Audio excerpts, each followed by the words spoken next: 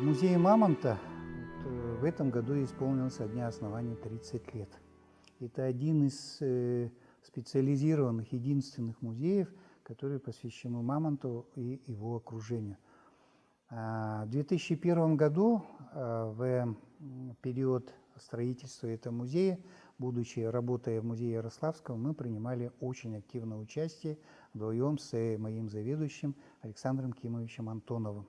Сделали муляж Мамонта, который является одной из визитных карточек музея Мамонта. Это был далекий 2001 год.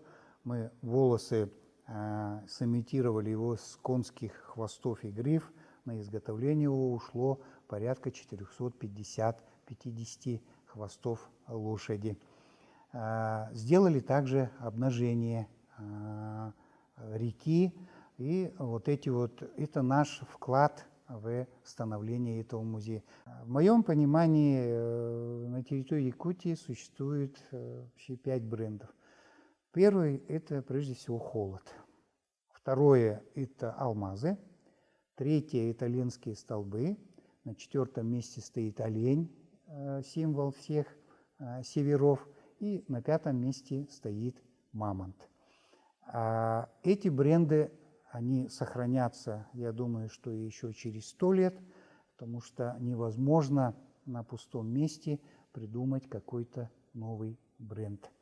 Думаю, что с созданием в следующем году Всемирного мамонтового центра на территории нашей республики будет новое, второе дыхание о такой интереснейшей науке, как палеонтология. И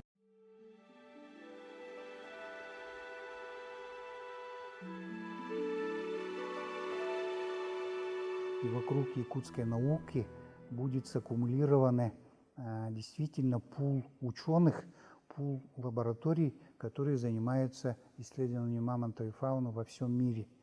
И я думаю, что это будет совершенно новый этап палеонтологии, в изучении вымерших животных с элементами, конечно же, коммерциализации парков плейстоценового периода, аттракционов, и что послужит дополнительным источником доходов в бюджет республики.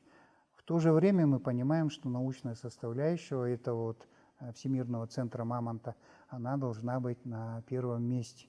Почему? Потому что начиная с 1799 года абсолютно все находки, флаговые находки, самые значимые находки, они находятся на территории нашей республики. И имея такой богатый потенциал именно находок и с мягкими тканями разных видов, обязательно нужно этим воспользоваться. И надо сделать так, чтобы ученые со всего мира приезжали к нам работать, а мы не ездили к ним, зажав кусочек шкуры мамонта в кармане. А нужно создать именно те условия, в которых ученые со всего мира должны приезжать и изучать мамонтовую фауну здесь, на территории Якутии. Я, конечно, верю, что мамонт когда-нибудь будет клонирован. Обязательно будет, и он обязательно будет иметь якутские корни. Я в этом уверен 100%, потому что 87% всех находок мамонтовой фауны с мягкими тканями, они найдены на территории нашей республики. И наука генетика, которая непрерывно идет вперед, она достигнет именно до такого уровня, что на свет появится действительно мамонтенок. И через 100 лет, возможно, и раньше, да, наверняка это будет раньше. Но появится, конечно, не мамонт в чистом виде, а смесь, помесь, гибрид мамонта с азиатским слоном, который после генетических очисток он превратится, конец, в настоящего мамонта, настоящего якутского мамонта, который на первое время, конечно, будет содержаться в вольере, и, возможно, кто-нибудь из будущих ученых, якутских ученых, станет лауреатом Нобелевской премии, сумев воссоздать, сумев клонировать вымершие животные, символ всех вымерших животных мамонта. Я в этом твердо уверен. Я в этом твердо уверен. Почему? Потому что технологии, они действительно, мы не можем предвидеть будущее, но тем не менее развитие науки, такой науки, как генетика, как микробиология, она говорит о том, что действительно вот эти вот находки превратятся, находки мамонтов превратятся в настоящего живого мамонта. И Якутия прославится именно на весь мир как родина мамонтов.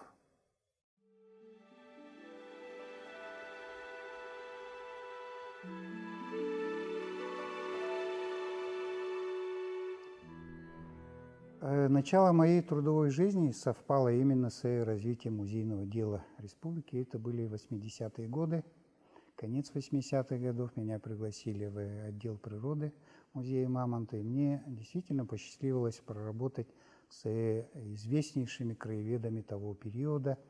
Это вот Березкин Иван Георгиевич, Яковлев Вильям Федорович, Сизых Сергей Никонович, Васильев Федор Федорович и Аида Николаевна Алексеева, бессменный директор Дома политической ссылки. Надо сказать, что музейная работа имеет свою специфику, и так как я проработал достаточно много лет в этой сфере, есть, будем так говорить, некоторые мысли о развитии музейного дела. Но прежде всего я хотел бы сказать, что экспонаты – это всего-навсего это тело музея, а те люди, кто в нем работает, это действительно душа музея. Я не побоюсь вот этих именно высокопарных слов, потому что музейное дело в республике развивали именно настоящие энтузиасты. Это те люди, которые действительно были очень харизматичны, увлекали за собой людей. Прогнозировать, что будет через 100 лет с музейным делом, музеи будут всегда. Это память народа, это действительно память, это действительно хранители истории. И чем дальше становится то время, в которое рассматривается, чем ценнее становится сведения и информация об этом времени. Через 100 лет, я думаю, что музейная сеть также будет развиваться, и то, что было сейчас, оно действительно станет уже историей. Трудно, очень трудно прогнозировать, но надо сказать, что 20 лет назад мы не знали, что такое сотовый телефон. Вот. Сейчас это обыденность. Век цифровизации, век гаджетов, электронных устройств, конечно же, музей будет видоизменен. И люди другие станут, которые будут внимать этой информации. Но мне кажется, что ни один музей не должен обходиться без живого слова, потому что механический голос аудиогида, он никогда не заменит голос экскурсовода, его повествование о той эпохе, о тех экспонатах, о которых он рассказывает, потому что живое общение, оно должно быть всегда.